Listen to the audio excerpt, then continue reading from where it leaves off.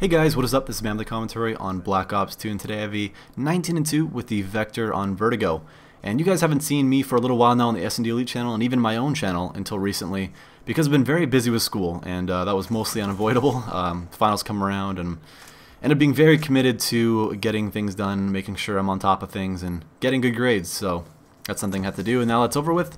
So now I'm back to posting regularly. It will be twice a month on this channel, and a lot more regularly on my own channel. I think at least 3 to 4 times a week. So if you guys are looking forward to that, subscribe to my channel if you haven't already, or at least check it out. And I'll get on to what I want to talk about today, which is kind of about this map, but in maps as a whole. So Vertigo is a good map. I enjoy playing it in small doses, of course. I don't want to play a map 5 times in a row, which happens a lot for me for this map for whatever reason. But it has a lot of the characteristics that I enjoy in maps. That being little exposure to, guns that excel in at long distances, such as snipers and, certain LMGs and ARs and stuff like that.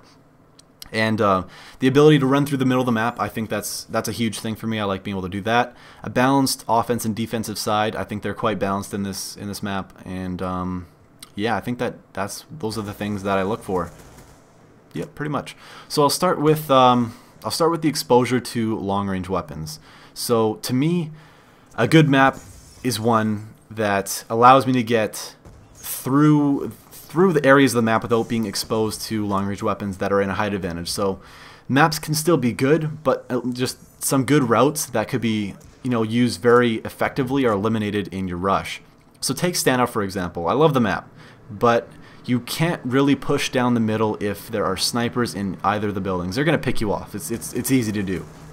I was actually sniping recently on that map and just found out how easy it is. I'm a terrible sniper, and I still managed like a 14 kill game. So just going on the ruse, switching up my positions and picking off people trying to come down street or coming down through bottom brown buildings. So with that, it takes out a good route, and to me that's a map that has a little design flaw. The rest of it's still good. It has a lot of other areas that you can get through without being too exposed to that, which is nice. But that leads me to my next point, which is being able to run through the middle of the map. I like being able to rush through the middle of the map because it allows me to get to the spawn quicker, to begin my flanking quicker. That's something I always used in Modern Warfare 3, was being able to run through the map, quickly get to the enemies, and start flanking them from that point on. And that's something you could do in this map, which is what I like. That's why it's a good map to me. Is one of the main factors, is that you can run right through the middle, uncontested by things like snipers. They can still rush there, but I think you're pretty much a fair game. They're not going to just walk 5 steps at a spawn and wait at a head glitch for you. You just can't do that in this map. So that's good. And there's still some exposure at A-bomb for that, but as you can see, I dealt with that in a different way, just throwing a C4 and then pushing up behind some of the cover that was available. But that, and oh yeah, balanced bomb sites. Every map has a slight tendency to favor defense, I believe, in Call of Duty games, but it's manageable for the most part. In this one, it's manageable, definitely. It's not there isn't any huge disadvantage that is there. So for maps such as Dome in Modern Warfare 3, there was definitely a large advantage for defense. Offense struggled a lot on that map, and it was very, very difficult as a person with a team that was uncoordinated and really unwilling to move out to do anything. It was very difficult to take on an entire team of 6 when they could set up and trap you in your spawn. Which leads me to my next point, which is being able to be trapped in your spawn is a terrible thing for any map. So if that can be done, there's a lot of problems with that for SnD. You shouldn't be able to be trapped in your own spawn.